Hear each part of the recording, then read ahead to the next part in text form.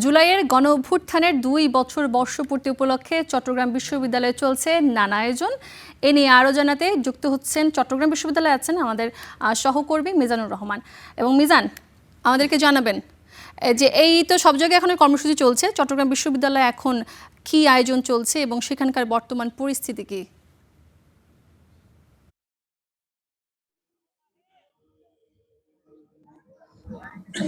ধন্যবাদ সূচনা।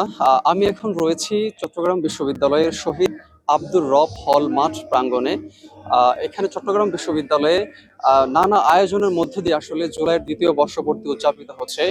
এই 2 দিন ব্যাপী নানা আয়োজনের মধ্যে প্রশাসনের উদ্যোগে একটি আয়োজন ছিল এবং চাকসুর উদ্যোগে জাগ্রত জুলাই কালচারাল ফেস্ট ব্যতিক্রমী আয়োজন ছিল।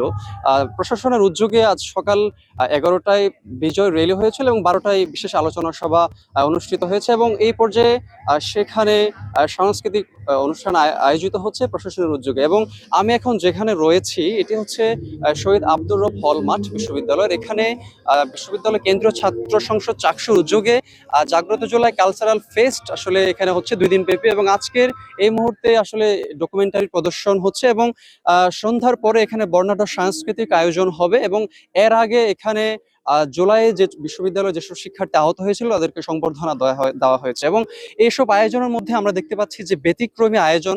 এর মধ্যে পতিত ফেসির যে সরকার, সেই সরকারের ফাঁসির মঞ্চ প্রতীকীভাবে উপস্থাপন করা হয়েছে এবং এখানে রাজনৈতিকভাবে যে বহুল সমালোচিত হারুনের ভাতের হোটেল সেটা আমরা দেখতে পাচ্ছি এবং এখানে আমরা দেখতে পাচ্ছি যে আয়নাঘর প্রতীকীভাবে আসলে আয়নাঘর এখানে শিক্ষার্থীরা এখানে দেখছেন এবং দর্শনার্থীরা এখানে।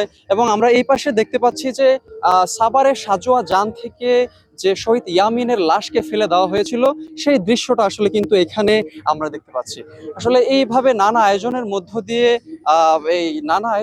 দিয়ে আসলে জুলাই কালচারাল ফেস্ট বাস্তবায়িত হচ্ছে। আমরা এই মুহূর্তে একজন দর্শকের সাথে কথা বলতে চাই। আসলে আপনি তো এখানে এসেছেন এবং কি দেখেছেন, কেমন লেগেছে? আমার অনেক ভালো লাগছে, কারণ হচ্ছে আমরা যে 2 বছর আগে যে জুলাইকে আমাদের সম্মুখে দেখছি সেটাকে আবার নতুন ভাবে হচ্ছে বিভিন্ন ধরনের পোস্টার, বিভিন্ন ধরনের প্রতীকীর মাধ্যমে নতুন ভাবে আমাদের সামনে সেই স্মৃতি আবার জাগ্রত হয়েছে, যার মধ্যে রয়েছে আয়নাঘর, আপনাদের হারুনের হোটেল, তারপর হচ্ছে যে ইউএসএ যে ট্যাঙ্ক আমাদের সাধারণ জনগণের উপরে হচ্ছে চাপাই দিয়েছিল সেইগুলোর যার মাধ্যমে আমাদের সেই পুরনো। এখানে আসলে ব্যতিক্রম কি দেখেছে?